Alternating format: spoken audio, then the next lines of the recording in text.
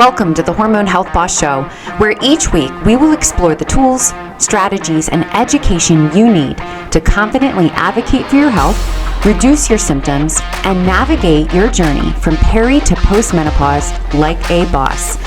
I'm on a mission to ensure all women receive the great menopause care they deserve, because no one should feel dismissed, overwhelmed, or left in the dark about their health. This show is empowering you to thrive in midlife, because just surviving isn't good enough. You have a purpose, my friend, and this world needs you at your best. It's time to thrive like the boss you are. Let's get started. Welcome back to episode 6 of the Hormone Health Boss Show. I am so glad you are joining me today. If you have ever been frustrated after you've left your doctor and wondered, why is it so hard to communicate what's going on inside of me? Why does it seem like I'm meeting resistance from my provider? Why does it seem like maybe no one cares, or that you're spinning your wheels, trying so many different things, piecing things together, and it's just not working for you? If it feels like your life is spinning out of control or your body's failing you and nobody's listening, this episode is for you. Today we're going to talk about why menopause, whether perimenopause or postmenopause, can seem so overwhelming for many women, and some actionable tips that you can do to feel more in control starting today. So let's get started. All right, let's dive into some of the most common struggles that women face in peri and postmenopause that leads to that frustration and overwhelm. Number one, there seems to be a lack of awareness or lack of education. And I know that sounds crazy because right now, perimenopause is having its moment. It's everywhere. Unless you're living under a rock, you have heard about peri and postmenopause a lot recently. It's in social media. It's in the news. It's all over the place right now. So it may feel like you're hearing a lot about it, but at the end of the day, are you actually getting the education you need to feel confident in the steps you need to take in your life or the ways that you need to advocate for yourself? Sometimes when we are overwhelmed by the amount of information out there, it can be confusing. We don't know what to believe. We don't know what's true. And it's really important to continue to pursue that education, but make sure that you're getting it from really good sources and that it's not causing more confusion and overwhelm. All right, number 2, feeling dismissed or misunderstood by your provider. We've already covered in past episodes that one of the misconceptions is that your provider has all the answers for you, right? We have been trained, actually for decades, in U.S. healthcare to have our doctor on speed dial. The minute something goes wrong inside of our body, we call, we make an appointment, and we expect that that provider is going to have solutions for us. And it can be very frustrating as a midlife woman to go schedule the appointment, potentially wait 3 months or 6 months or 9 months to get in with that doctor, depending on who you're seeing. And then you have 15 minutes to try and explain all of your symptoms that you're experiencing. And then what do they answer you with? They either offer a Band-Aid solution. It's usually birth control, antidepressants, anti-anxiety medications, right? That are just putting Band-Aids on the problems. And they may help you for a period of time, but they're never going to get to the root of the issue. But that is the quick and easy way to help somebody and to give you relief. So they offer their solutions for you.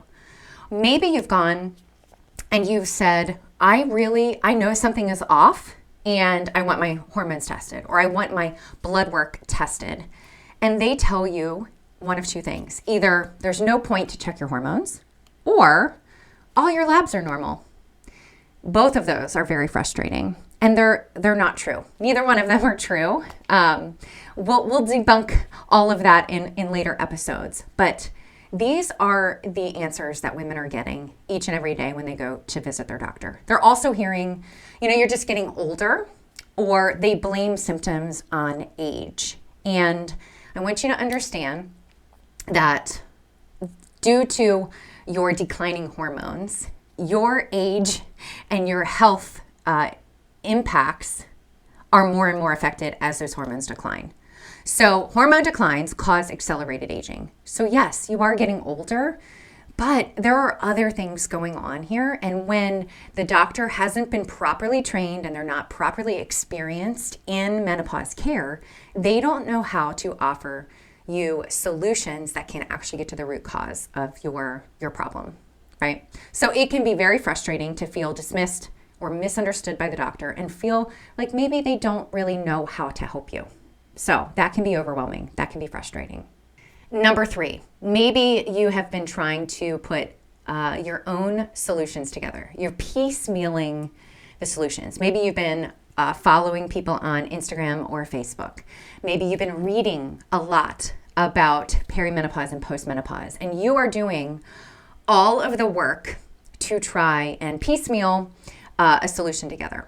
Maybe you're trying some exercises. Maybe you're trying some different diets. And maybe they work for a period of time and then they stop working. Or maybe they didn't work at all. And you are putting more and more effort into it and getting less and less out of it. You feel like you're spinning your wheels. That is so frustrating, right? It is overwhelming. It's frustrating to be putting the work in and not getting the result that you're expecting. Listen, there are a lot of options out there because of a lot of the noise that's going on around perimenopause and menopause. There looks to be lots of different solutions, and there are a lot of solutions. But if you're trying a different supplement every month to help resolve some of these symptoms, you're working probably a lot harder than you need to. What you really need is a strategic approach that isn't piecemeal, that gives you a step-by-step process of exactly what to do. You're not going to get that from your provider, most likely, unless you're working with a functional provider and you're spending more than 15 minutes with them. And you're not going to get that from piecemealing it together from the internet. So stop searching on Dr. Google for how do I fix my perimenopause or postmenopause symptoms. What you need is a strategic approach. So I have a solution for you coming up in just a couple of weeks that is going to help you with that step-by-step process so you can stop piecemealing all of this together. And finally, number 4, one of the biggest reasons why women are frustrated and struggle during the peri to postmenopause transition is that they are starting in the wrong place. If your starting point to take control of your health and hormones is scheduling that call or that visit with your healthcare provider, whether it's your PCP, GYN, endocrinologist, to have a discussion about your hormones, then you're starting in the wrong place. That is really one of the final steps that you want to take, not the first steps. It causes so much frustration for women because, like we've already mentioned, there isn't enough time in the appointment. And there isn't enough education typically from that provider to be able to help you. So you need to have the education ahead of time. You need to know what your personal goals are. You need to know the right questions to ask to even evaluate if that provider knows how to help you, right? So if you're going in blind and you're just hoping, I'm going to spill my guts to this provider and they're going to offer solutions, they may offer solutions, but they may not be the ones that you're really looking for. So don't start with calling the provider first. What we first need to do is get some education so that you can feel confident to advocate for the healthcare that you deserve. So what can you do to take more control and be proactive with your healthcare? Number 1, you want to shift your mindset and your focus.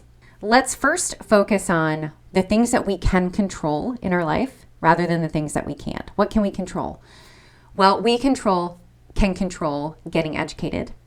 We can control taking actionable strategic steps in our lifestyle to build a healthy foundation so that if we want to pursue HRT or other treatment options, we have a healthy host or a healthy body that will make implementing HRT better. We can get educated so that we can learn how to confidently advocate for our health in our doctor's visits and really maximize that time. And honestly, learn more education so that we can find the right provider for us. Listen, you may have had an amazing PCP or GYN for the last 2 decades, but they may not be the right person to help you.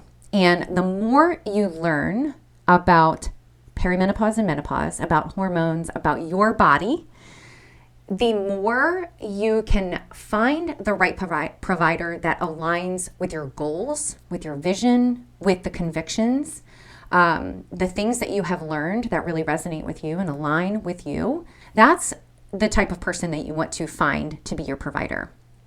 The peri to postmenopause journey is long, right? It starts as early as our mid-30s, and it will continue, listen to this, for the rest of your life.